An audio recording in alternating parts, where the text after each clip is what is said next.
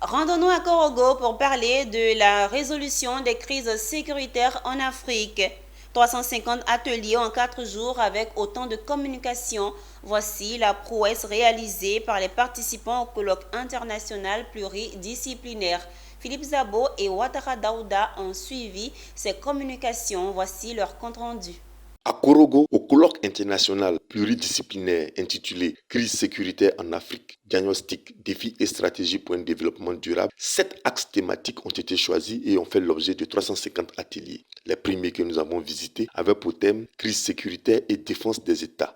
De ces ateliers, l'on retiendra que l'insécurité d'un État X peut rapidement affecter un État Y, qu'il soit voisin ou pas. On a au moins 15 nationalités présentes et cela nous permet d'avoir une vue d'ensemble des problèmes sécuritaires au niveau de l'Afrique et voir quelle stratégie on peut proposer aux États en vue de maîtriser ces questions-là, de sorte qu'il n'y ait pas des poches de sécurité, des poches d'insécurité. Parce que quand il y a des poches d'insécurité, ceux qui se sentent menacés sont obligés de se replier là où il y a une relative sécurité.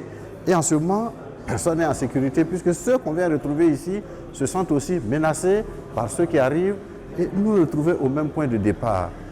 Faisons en sorte pour que chaque parcelle de l'Afrique puisse être une poche de sécurité pour chaque citoyen d'Afrique. Il y a un problème en général pour ce qui est des crises en Afrique de l'Ouest, plus précisément dans le Sahel, mais aussi en Côte d'Ivoire. Et donc le but de cette rencontre, c'est de donner quelques pistes de réflexion, quelques éléments de résolution de ces crises-là.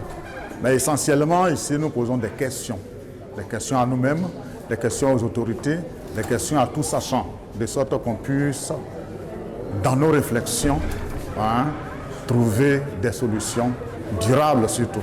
Quant aux ateliers de l'axe 3, sécurité alimentaire et environnementale, les changements climatiques et leurs effets ont été la base de travail des scientifiques. La question de l'environnement, les changements climatiques impactent tout le monde entier. Tout le monde est concerné, les terres se raréfient et donc nous sommes face à un danger de la production alimentaire.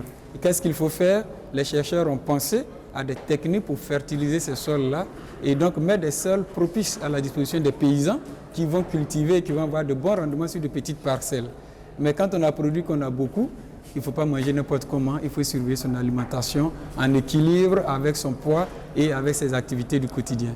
Les rapports finaux de ces ateliers seront mis à la disposition des décideurs, des chercheurs, des universités et des ONG.